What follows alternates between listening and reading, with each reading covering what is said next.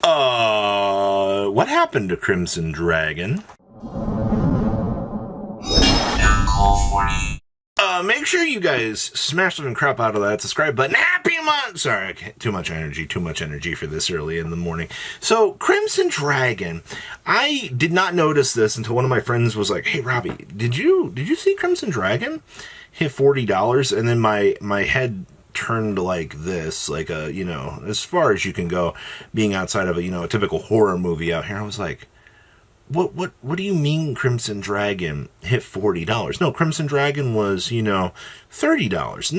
Nothing changed on that. No, man.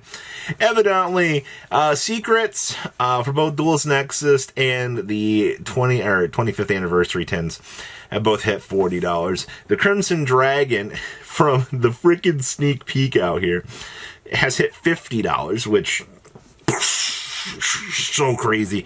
And the Crimson Dragon Quarter Century is at $200 right now. I don't even know where to begin to tell you with this. My main thing with this is I'm assuming that this has got to do with all the Blue Eyes hype that's been going around out here. If you guys have been paying attention, you've seen that Blue Eyes has just been doing considerably well across the board out here. You've seen this deck. It's not Malice and Ryzel, but god darn it is definitely the third best deck in the room. And it has allowed the casual player to enjoy being able to use Blue Eyes White Dragon in a competitive sense. And that's good enough for a lot of your player base out here, just to be able to get in the door and actually, do something with the deck. So, I don't know what to tell you about a Crimson Dragon reprint. They could toss it into the upcoming set out here to offset the cost for budget players, but $40 is a lot of money. I understand how incredibly good that this card is, but it's rough, man. The Quarter Centuries from the Blue Eyes deck. Now, for those of you that do know, I've been trying to keep up with the Blue Eyes stuff as much as possible out here. I have found that tracking the Quarter Centuries has been, it's interesting.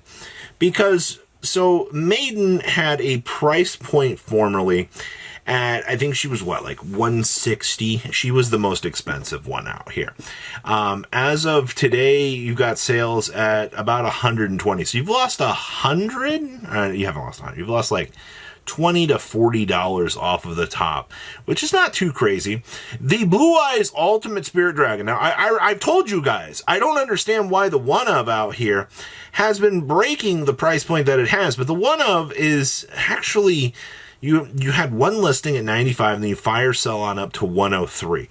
The one of is holding more value than the three of, which is Wishes out here. I don't know if people just don't want to spend the money for this, because Wishes right now are $95 and you need three of them in order to do the thing. My working active theory here is that people still are more inclined to pick up a singular rarity upgrade than a 3 of rarity upgrade. And honestly, I don't hate that idea. If you want to bling out your deck and have one nice boss monster, then there's nothing really stopping you from doing so. You're going to feel a little bit more stable on that side of the market versus, going a little bit more crazy on the higher end stuff. But the QCRs are falling, which I'm kind of impressed with. This also proves how much of this product was opened out here.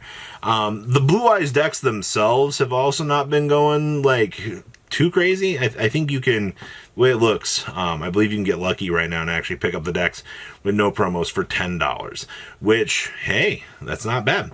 Toon Blackluster Soldier. Oh boy, the amount of copium that has been happening with the Toon Blackluster Soldier out here, QCR, is ridiculous, man. I have actually enjoyed watching how people go crazy for this card. All right, people are not stopping this. People are like, oh, I gotta go buy my Blackluster Soldiers. I understand that you've got the entire Yugi boomer. Hi, I'm one of those old people. Like, I look at Toons and I go, yeah, this is probably going to be a good collector's piece at some point in the card's life. You have 9 listings for this stupid QCR this morning. All right, it makes no sense to me other than, one, people think that more Toon support's going to come, which you'll get some in the next 25 years. All right, like that's going to happen.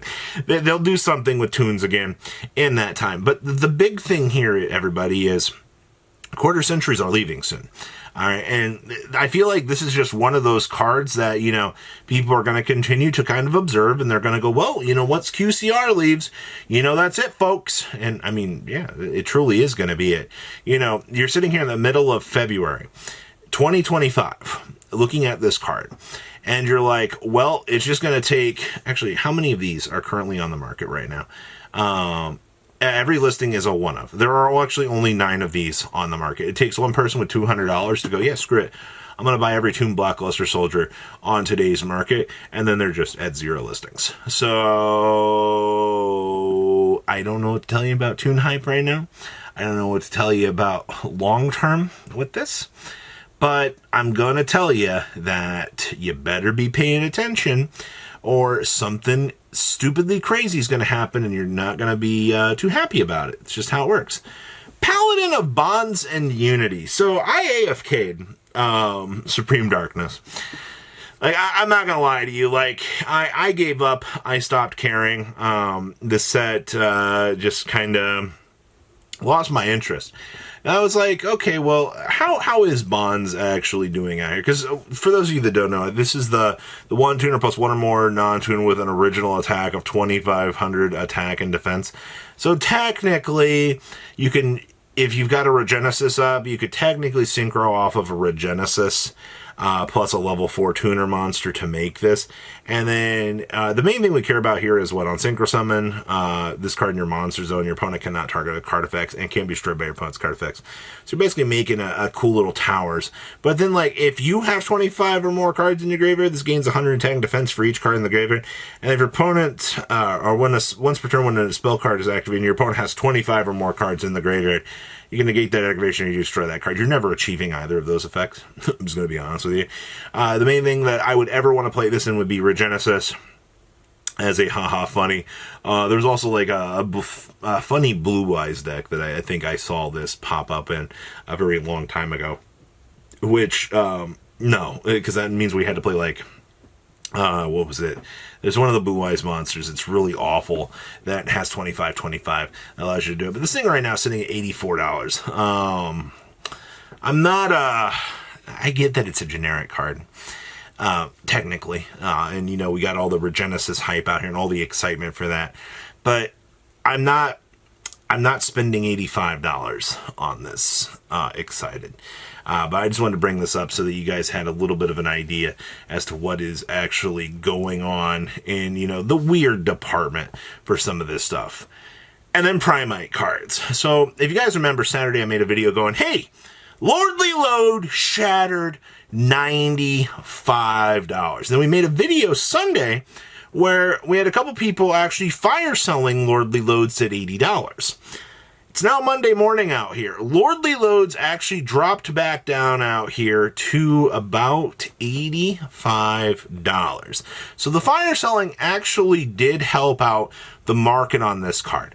It actually forced it to drop down $10 and restabilize. It was actually like a $15 drop, but you've always got that one person's trying to fire sell like $80 out here. And if you kind of pay attention throughout the day, when people actually do list these things, like in real time, by the way, you will see them shift around and you will see them actually kind of do some interesting things. So just wanted to make sure everybody's aware out here that the Primite stuff is still doing well. All right, that fluctuation, a lot of my commenters do tell me, like, well, I don't give a crap about that. And then I'll get the couple that are like, well, thanks for telling me, actually. I was actually able to save $15 and get my Lordly Load. I've done my part. All right, you guys need to understand not every video is going to be for you, but I'm here to help out people that are looking at those swings, that do want to see what's going on in the market, and actually pay attention and actually try to save themselves a little bit of money. So I hope you guys enjoyed today. This Crimson Dragon madness is freaking stupid, but that's what's going on right now. So please leave a comment down below, tell me what you guys think, and I hope you guys have a good rest of your Monday morning. Patrons, thank you.